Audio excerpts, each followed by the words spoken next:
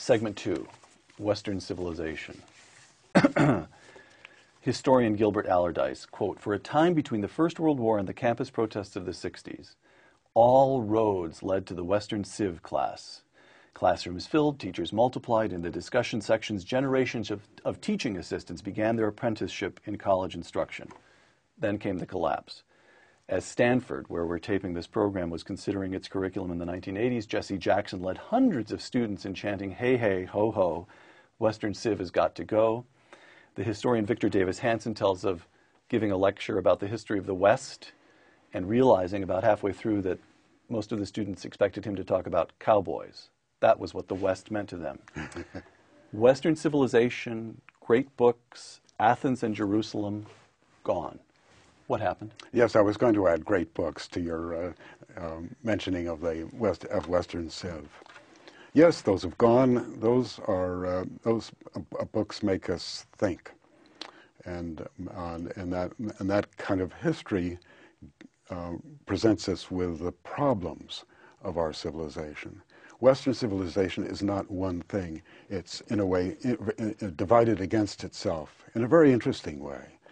The most important, perhaps, between church and state, between theology and philosophy.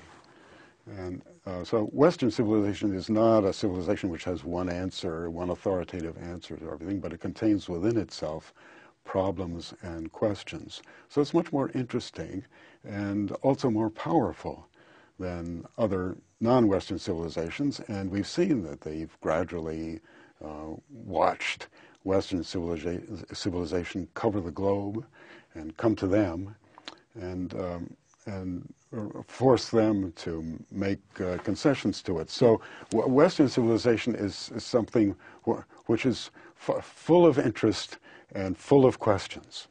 And so one of the aspects of this I've always found puzzling is, just as you say, to study Western, so they're great books if you start with Homer and include the Hebrew scriptures and work your way through.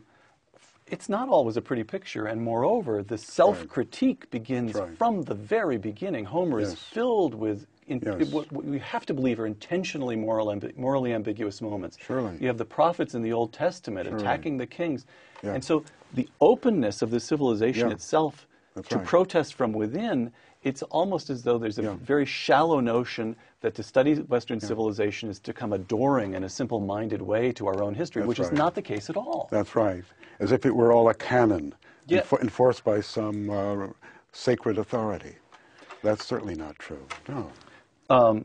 You've written an essay back when Harvard was reconsidering its core curriculum in the 90s. You wrote an essay in which you made a number of specific recommendations. And alas, we don't have time to go all the way through your essay right now. But I'd like to, if you could give me a few sentences on each of these. You've got Western civilization as a recommendation you made for the Harvard curriculum. Quote, "A course that begins with Homer and ends somewhere in the vicinity of Nietzsche still makes a lot of sense." Why does it still make sense? Those are, if you go through Homer to Nietzsche, mentioning, say, a dozen names, those would give you, and you read those books, those would give you the main alternatives behind our way of life today. And so in that way, it would be extremely relevant.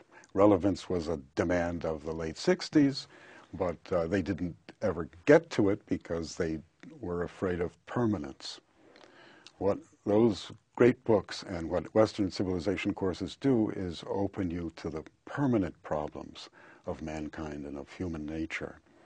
The questions that return again and again. What is the good life? Is it a good thing to be ambitious? Or is it, in general, a bad and selfish thing to do? By the time undergraduates matriculate at Harvard, that one's already been answered. Religion, quote, "Religion should not only be present, but central in our curriculum."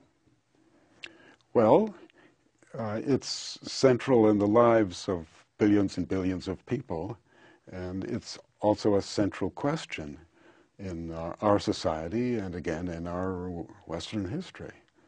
So do we live under God, Or are we left to our own devices to do what we wish or what we think right?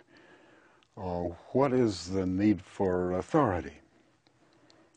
What kind of God exists if there is a God?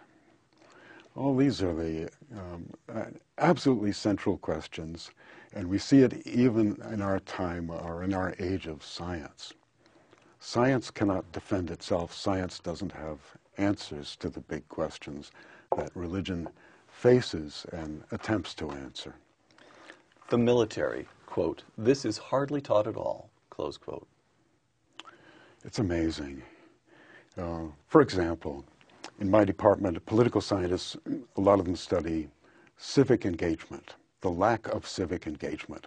Our society is too individualistic, too selfish. How do we get together? It never occurs to them that a person who volunteers to serve in the military is engaged in civic engagement. Mm-hmm. They think that it's all a matter of, well, to cite President Obama, community organizing. Right. You know, getting people together or holding hands while we pretend to tolerate each other. America, quote, "Far too little is taught about America at Harvard." We're much too apologetic about America. We are embarrassed that America is as powerful and as prominent as it seems to be, and there's a considerable doubt that we deserve to be in that place. Well, all right, let's look at the facts. How did we get to where we are? That would be one big question that undergraduate students ought to consider when it's their own country involved.